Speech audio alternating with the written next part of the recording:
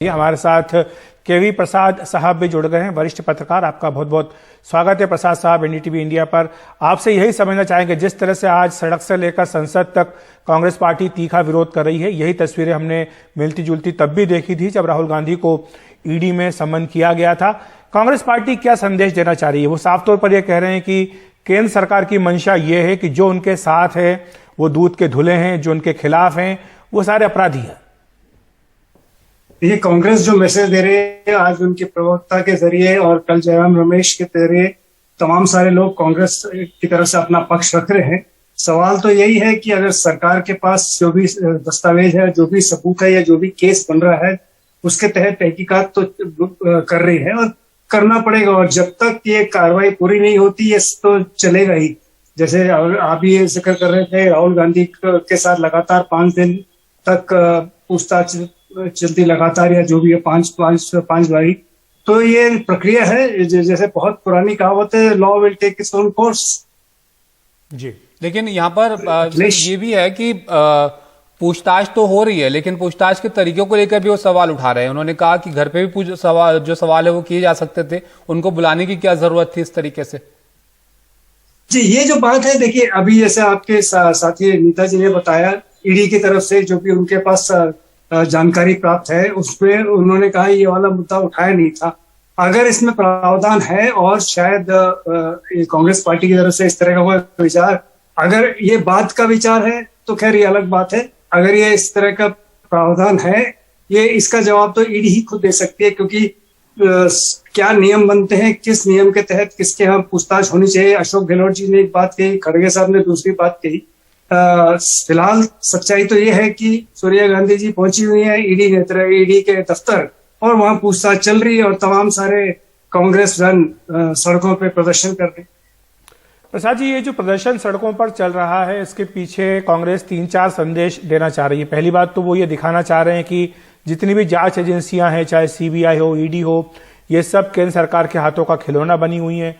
दूसरा संदेश वो ये देना चाहते हैं कि जो विपक्ष में हैं उनको केंद्र सरकार निशाना बनाना चाहती है। तीसरा संदेश ये देना चाहती है कि जो तमाम विपक्षी पार्टियां हैं वो मिसयूज को लेकर के एकजुट हैं। और चौथा संदेश शायद कार्यकर्ताओं को देना चाह रही है कि वो सारे इकट्ठे हो जाए, क्योंकि सोनिया गांधी को ईडी ने समन किया है।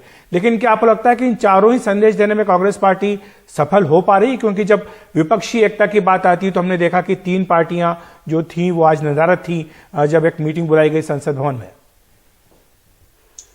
अखिलेश जी, सवाल सिर्फ ये है कि राजनीतिक पार्टी है, कांग्रेस पुरानी पार्टी रही है और कई सारे खुद सत्ता में रही है, केंद्र में और कई राज्यों में रही है, तो उनका एक अपना रवैया है और वो अपना अस्तित्व भी ढूंढती रहती है। साथ के साथ ऐसा मौका है, बहुत कम इस तरह से होता है कि जब कांग्रेस के अध्यक्ष को इस तरह किसी ना किसी जांच एजेंसी के समक्ष जाना पड़े।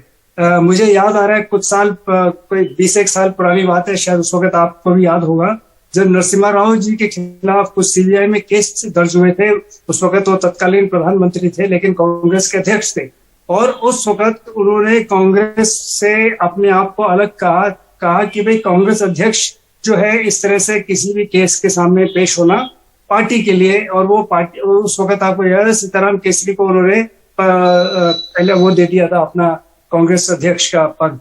तो ऐसा है कि अब परिस्थिति अलग है। कांग्रेस पार्टी अपनी बात रख रही है कि भाई हमारे, जैसे आपने कहा, 4 मैसेज है। विपक्षी एकता दिख नहीं रही, वो तो अभी राष्ट्रपति का जो आज चुनाव है, काउंटिंग हो रहा है, उसके थोड़े दिन बाद सबको नतीजे स्पष्ट हो जाएंगे।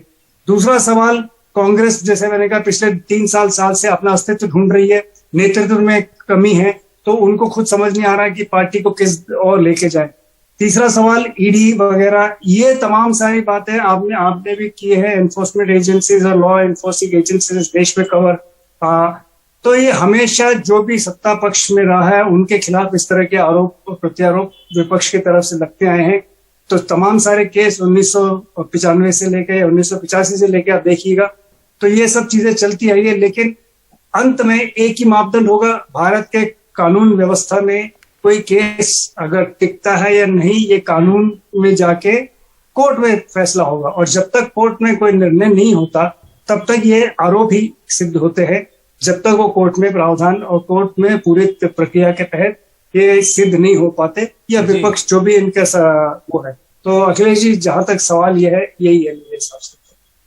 लेकिन सियासत तो उससे पहले खूब हो रही ना सर, उसको लेकर अब कांग्रेस इतने बड़े स्तर पर प्रदर्शन करने की कोशिश कर रही है। लेकिन एक सवाल यहां पर यह है कि एजेंसियों के दुरुपयोग को लेकर तमाम हम देखें कई सारी विपक्षी पार्टियां जो हैं वो एक राय तो जरूर नजर आती हैं लेकिन एक साथ नजर नहीं आती हैं। इसके पीछे की आप क्या वजह देखते हैं?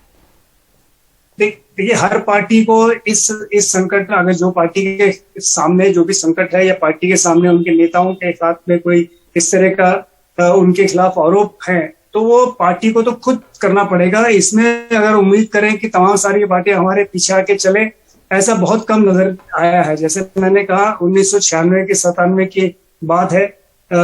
तत्कालीन उस वक्त के भूतपूर्व प्रधानमंत्री और बाद में नरसिम्हा राव, उसके बाद सीताराम केसरी जब अध्यक्ष थे, उनके खिलाफ भी दिल्ली पुलिस में एक केस दर्ज हुआ था या कोई भी तहकीकात हुई थी। तो ये सब चलता है, लेकिन पार्टियों को खुद ही अपने जिम्मे ये करना पड़ता है। तमाम सारी पार्टियां बात जरूर कर सकती है, लेकिन जो एकता है या उसके पीछे जो कंसोलिडेशन ऑफ फोर्सेस कहिए, वो दिखता नहीं है ऐसे। जैसे मुझे तो अभी ऐसा पीछे 25-30 साल में इस तरह का कोई बहुत ज्यादा वाकया याद नहीं आ रहा।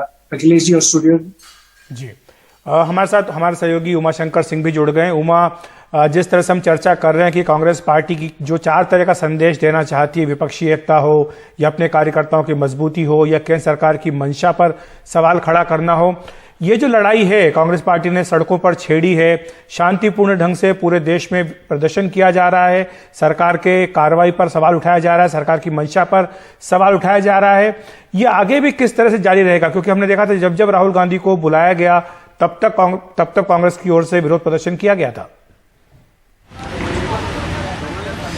जी देखिए, कांग्रेस पार्टी के क्योंकि शीर्ष नेता को बुलाया गया है, राहुल गांधी भी शीर्ष नेता में आते हैं, उनको 5 दिनों तक बुलाया गया और अब सोनिया गांधी को बुलाया गया है, तो जाहिर सी बात है कि पूरी पार्टी में इस बात को लेकर रोष है और वही रोष का प्रदर्शन वो सड़कों पे कर रही है। हालांकि इस बार ज़्यादा शांतिपूर्ण तरीके से और ज़्यादा डिसेंट्रलाइज्ड है। सारा कंसंट्रेशन कांग्रेस पार्टी के आसपास नहीं है, बल्कि जैसे कि यूथ कांग्रेस और उसके अध्यक्ष श्रीनिवास जो हैं वो यहाँ से थोड़ी दूरी पर जनपथ के आसपास अपने कार्यकर्ताओं के साथ प्रदर्शन कर रहे हैं। महिला कांग्रेस की कार्यकर्ताएं यहाँ थी, जो सेवा दल के लोग थे वो भी यहाँ पे मौजूद थे और जब सोनिया गांधी का काफिला यहाँ से गुजरा तो सबने साथ जाने की कोशिश की, लेकिन पुलिस की बैरिकेडिंग ऐसी है कि सबको रोक दिया गया। जाहिर सी बात है कि कांग्रेस जो है इसके ज़रिए एक ऐसा संदेश देना चाहती है कि पार्टी जो है उसमें एक एकता है और अपने शीर्ष नेतृत्व के साथ पार्टी खड़ी है। लेकिन सबसे बड़ी बात यह है कि इस मुद्दे पर पार्टी प्रदर्शन तो कर रही है, लेकिन चाहे वो महंगाई का मुद्दा हो, गैस का मुद्दा हो, पेट्रोलियम प्राइस का मुद्दा हो, उस मुद्दे पे कांग्रेस पार्टी के कोई बड़े नेता सड़क पे कभी नजर नहीं आए। इक्का दुक्का जरूर प्रदर्शन होता रहा है, यूथ कांग्रेस प्रदर्शन करता है, महिला कांग्रेस कई बार प्रदर्शन करती है, लेकिन उसमें बड़े नेता नहीं होते हैं। तो जो जन सरोकार वाले मुद्दे हैं उस पर कांग्रेस पार्टी सड़क पे प्रदर्शन करती अब तक तो नहीं दिखी है। स्टेट में कुछ स्टेट में जरूर कांग्रेस पार्टी जो है उनके कार्यकर्ता प्रदर्शन करते हैं, उनके नेता प्रदर्शन करते हैं। तो एक बहुत बड़ा जो कांग्रेस पार्टी के भीतर महसूस किया जा रहा है कि जो कनेक्ट है वो छूट गया है। और जैसा कि चिंतन शिविर में राहुल गांधी ने खुद कहा था कि पार्टी के नेताओं को इस बात की जरूरत है कि वो जनता के बीच जाकर बैठ जाएं। ये एक मौका है और हो सकता है कि जब ईडी की तरफ से बुलाया गया है, कांग्रेस पार्टी कह रही है कि एफआईआर कहां है, किस आधार पर यह पूछताछ हो रही है, ये तमाम सवाल जायज हो सकते हैं कांग्रेस पार्टी के। लेकिन जहां तक कनेक्ट ढूंढने की बात है तो उनको कनेक्ट उन मुद्दों पर जनता से ढूंढना पड़ेगा जो वाकई में जन सरोकार के मुद्दे हैं। कांग्रेस पार्टी की तरफ से सोशल मीडिया पे बात आती है, प्रेस कॉन्फ्रेंसेस होते हैं अलग अलग मुद्दों पे, लेकिन कांग्रेस पार्टी के नेता खुद, कई नेता इस बात को महसूस करते हैं कि जो जन सरोकार के मुद्दों पे जिस तरह से कांग्रेस के नेताओं को सड़क पे उतरना चाहिए वो नहीं उतर रहे हैं और इसलिए कांग्रेस वो संदेश दे पाने में नाकाम रही है। और एक जो बड़ा इलेक्टोरल उनको जो एक जीत की जो का जो इंतजार है वो इंतजार लंबा होता जा रहा है। शुक्रिया उमा आपका सब जानकारी के लिए। अब तो प्रदर्शन जो है वो कांग्रेस कर रही है, लेकिन बड़े चुनौतियां हैं अखिलेश जी इनके सामने कि आप वो चीजें हर एक मुद्दे पर नहीं दिखती हैं सड़क पर, जिस तरीके का प्रदर्शन आप अभी यहां पर कर रहे हैं जब आपके नेताओं को पूछताछ के लिए बुलाया गया है।